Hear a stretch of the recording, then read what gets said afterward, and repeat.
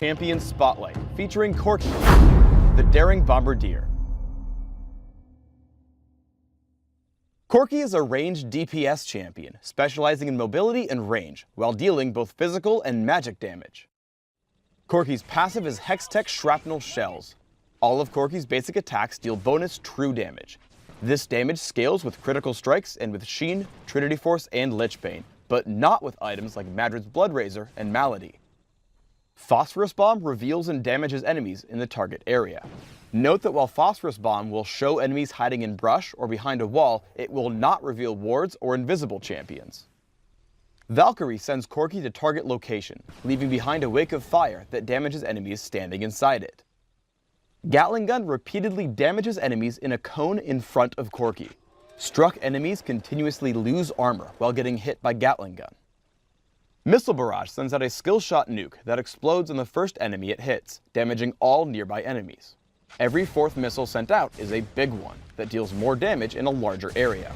While Missile Barrage is on a very short cooldown, it is also limited by an ammo system.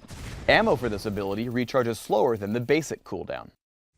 I get up on health compared to Misfortune, so I try to play aggressively. Once Karma blows the cooldown on Soul Shield, I poke with Phosphorus Bomb and basic attacks. Seeing her run, I chase with Valkyrie and Exhaust. Once Garen picks up the kill, I chase onto Karma. Notice that I move in between attacks, allowing me to stay in range much longer for more attacks. Once she flashes out of range, I chase with Flash and land one more basic attack, giving Garen a double kill. Karma comes back into lane and plays extremely aggressively as Shaco's waiting to gank me. Karma drops to my abilities, including the burn from Valkyrie, but then I make a huge mistake. There is basically no way to run from Shaco with Lizard, so I should have stayed and fought instead of kiting. Without taking extra damage from backstab and landing one or two more attacks, I might have had a chance. Corki is exceptionally good at aggressive fights and attacking from a great distance. Here Misfortune crosses the midpoint of the lane, so immediately I dive in, activating Gatling Gun as I cast Valkyrie. As we fight, I'm confident I'll win the battle, so I only use Exhaust when I think she might start to run. She burns Flash, but thanks to the slow, Garen catches up and we get the kill. I get into a team fight in mid, immediately pushing for Shaco, who has the Lizard buff. As he runs, I chase him with Valkyrie and lock him up with Exhaust, flashing out immediately after he goes down. With my new buff, I switch to Cho'Gath. I turn to evade Feral Scream and dodge away from Rupture. I continue to kite him with the Lizard buff until he runs away. I chase him down and get into position to land 2 more shots from Missile Barrage. Then my team chases him and cleans up the kill in our jungle. In a new game, I'm facing an aggressive Jax in lane. Corki has great sustained damage early game, so after he jumps in, I fire back, getting him extremely low. About 40 seconds later, I see him still lurking around, so I Valkyrie into range, flash after him as he runs, and take him down with Phosphorus Bomb. As Katarina chases me, I exhaust her and run until she finally turns around. My team's Katarina comes in from mid, so I go to set up the gank. I wade into the brush, fighting Jax and the enemy Katarina. I get ready to Valkyrie out the second she shunpos in. Sure enough, they come to fight me, and I bait them into a perfect position. As they run, I start to chase with Missile Barrage and Flash. Then Sona flashes and pops Crescendo, giving us 2 kills. With an early Sheen, I push into Katarina. Early damage output from my abilities is high, so I chase with Valkyrie.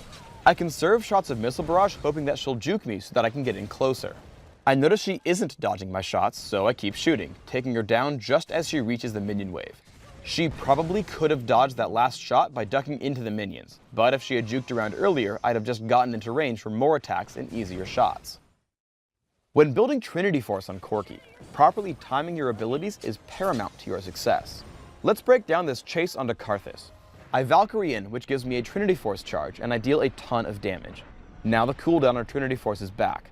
Watch what happens. I shoot a basic attack, then start to cast Missile Barrage. Trinity Force applies to attacks already in the air, and Trinity Force charges attacks at the beginning of spells, not after they finish casting. I have the Trinity Force charge for about 1/10 of a second, picking up the kill on Karthus when the Missile Barrage lands. In one final teamfight, I see Jax heading over to kill Sona. I run to intercept, slowing him with the Lizard buff in Trinity Force.